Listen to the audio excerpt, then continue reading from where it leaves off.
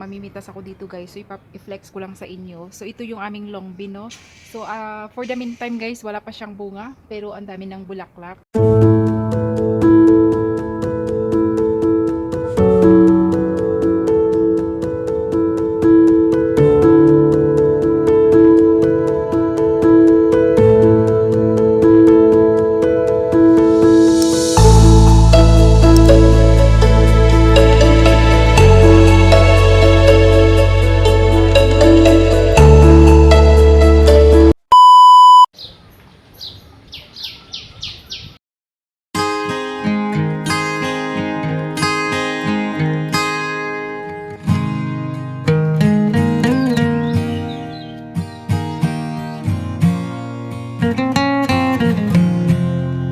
Hi guys, good morning! Ayan, nandito tayo na naman guys sa reality. Nandito na naman ako guys sa kusina kasi reyna ng kusina.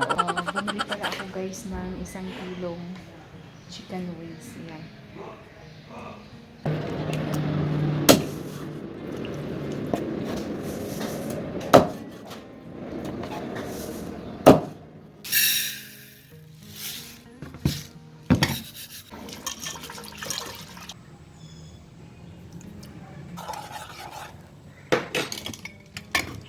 So, alam nyo guys, dito magsa-summer na talaga. So, ramdam ko na kanina.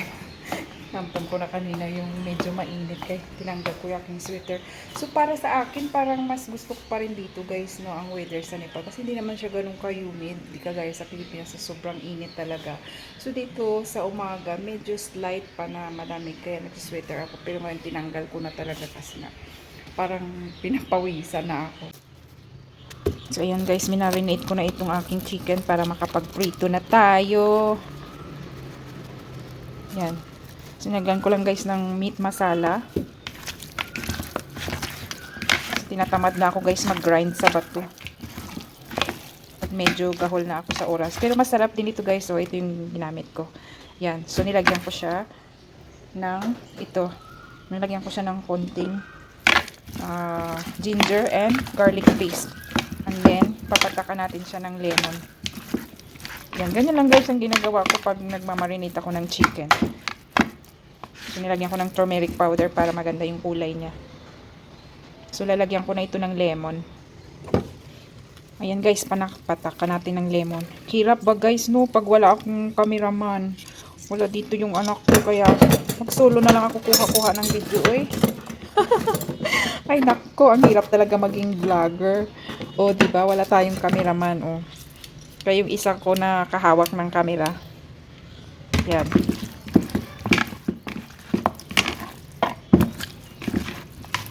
So, tama na yung asin ko kasi nilagyan ko na kanina. So, iprito ko na ito, guys. So, meron ako ditong broccoli, guys. Ito yung lulutuin ko ngayon. And then, i-boil ko lang at saka meron din ako ditong carrots. So, ito, guys, ang partner ng aming fried chicken ngayon. Broccoli. So, i-boil lang namin ito, guys. So, i-boil ko lang ito, guys. Yan. So, medyo mahal na ngayon, guys, ang mga broccoli. Kasi, paalis na yung season niya. So, hindi na kagaya ng dati na makukuha mo siya ng mura. So, ngayon medyo, ano na siya, mahal. Siguro, guys, magtataka kayo dyan. Bakit may kitchen naman sila, pero bakit nandyan siya lagi nagluluto? Kasi ito lagi pinapakita kong video, guys. Kasi, kumbaga, ito yung aming dirty kitchen. Paano nga naman kasi, nag-decide kami na dito na lang magluto. Kasi nga, yung nanay ko matanda na siya. So, syempre, masakit yung paa niya, akyat baba. So, ngayon, hindi na namin ito, guys, pinaganda kasi nga, yun na nga, may kitchen naman kami sa baba. So, this is just for temporary lang. Para yung nanay ko, pumunta man siya dito, no? Kasi connected dito, guys, sa aming sitting room, sa aming sala. So, hindi na siya akyat baba. So, syempre, guys, kawawa naman ang matanda, no? So, kaya dito na lang, much convenient din para sa akin. At saka dito open air. So, hindi na namin nilagyan ng hindi na namin pinaganda ito, guys. Kasi syempre nga may kitchen naman kami sa baba. So, ngayon, para lang, kumbaga mapaano yung nanay ko ba, hindi na siya maghihirap akyat baba. Kasi nga, mataas yung hagdan, di ba, akyat baba siya. So, mahirap. So, yun, kaya dito na lang kami talaga all the time nagluluto. So, ayan guys, chicken butts na ito ng aking fried chicken. So, ayan guys, kain muna ako.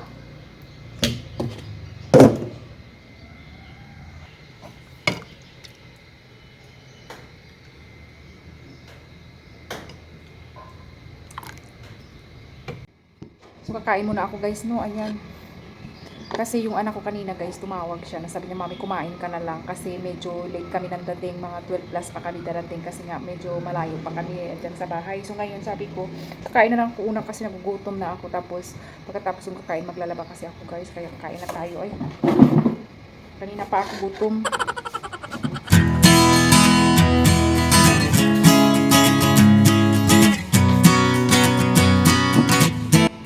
So, anytime naman sila na darating ay luto na yung pagkain. Sarap yung dal ko guys.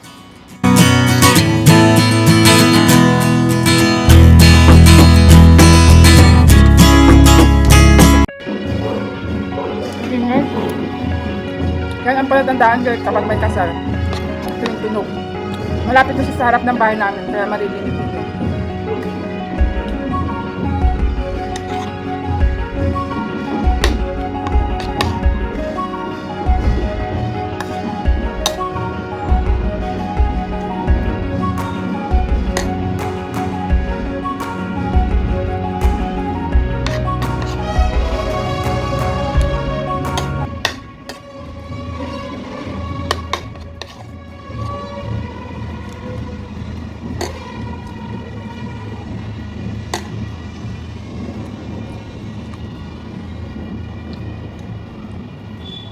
Sarap.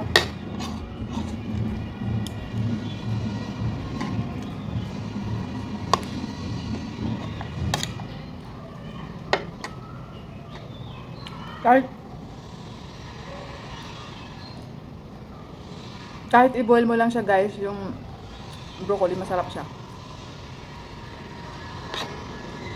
Mayamis yung lasa. Sariwa.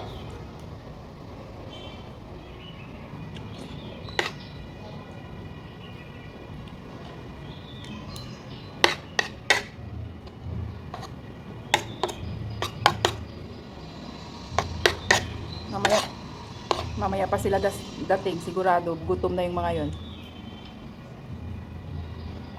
Ganun yung ugali ng nanay ko guys. Kapag halimbawa, ano siya, nabuboring siya, ayayin niya yung mga anak ko.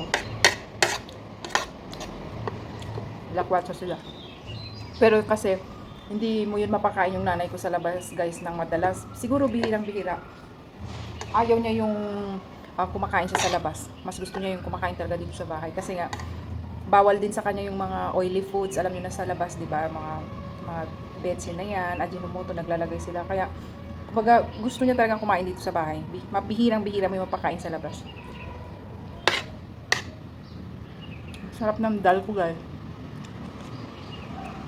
Alam nyo guys, dati hindi ako kumakain itong yellow dal. Parang, kumbaga hindi pa ako sanay kumain. Pero, dito talaga, everyday kumakain ako, everyday ng one bowl. Kasi maganda talaga siya guys sa katawan. At talaga nakaka-boost din siya ng energy.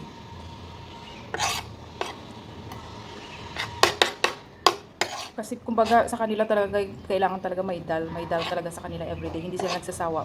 So, pwede mo naman lutuin kasi marami namang variety ang dal nila dito. Marami kang mapagpipilian. Kung halimbawa dito sa bahay kapag ang soup namin, may soup kami, no? Halimbawa yung ulam namin soup yun. Hindi na kami nagluluto ng dal. Pero usually talaga, pag nagluluto ako ng mga dry vegetables, kailangan talaga may dal sa guys. Sarap. Dito lang talaga ako nagsawa guys ng broccoli. Grabe. Parang,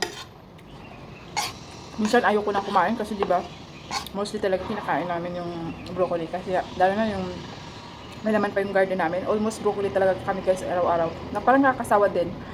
Pero pag naiisip ko yung mga health benefits ng broccoli, ay talagang hindi na ako magsasawa. Talagang iniisip ko na yung mga health benefits. Kailangan talaga natin kumain ng broccoli.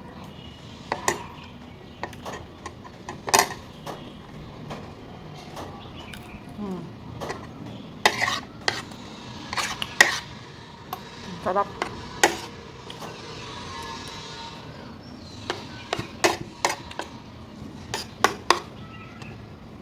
Pag fried chicken kasi yung ulam namin, gusto ng mga bata, nakakarami sila ng kain. Pero hindi ko naman sila guys, pinapakain lagi ng mga fried foods, 'di ba? Kasi syempre bawal din naman pag palagi na lang fry. Pero pag ganyan talaga yung ulam nila, naku, asahan mo. Taob ang kaldero, taob ang rice cooker sa kanin. A few moments later. So ayan guys, ngayon yung aming garden. Ayan, meron ditong ampalaya. Meron siya ditong ampalaya pero wala pa siyang bunga guys. Ayan, pagapang pa lang. And then, ito na yung aming mga beans. Yan, parang Baguio beans sa atin. As in Baguio beans naman talaga siya. So meron din kami long bean dito sa kaliwa. So ito yung right side. Ayan, so malago na siya. So 2 days ago guys, nilagyan ito ng fertilizer. So silipin natin. Alam mo, nakakatuwa dito guys, no? Kasi kahit na magi-start pa lang guys yung mga vegetable, kahit na hindi pa siya gumagapang ng sobra, no? Ang dami na niyang bunga. Natutuwa ako dito, tulad nito guys, oh. Oh, tulad nito, no? Yung patola na to. Ayan guys, hindi pa siya masyadong mahaba. Pero tingnan nyo naman, may bunga na siya, di ba? Nakakatuwa. And then, dito silip tayo sa loob.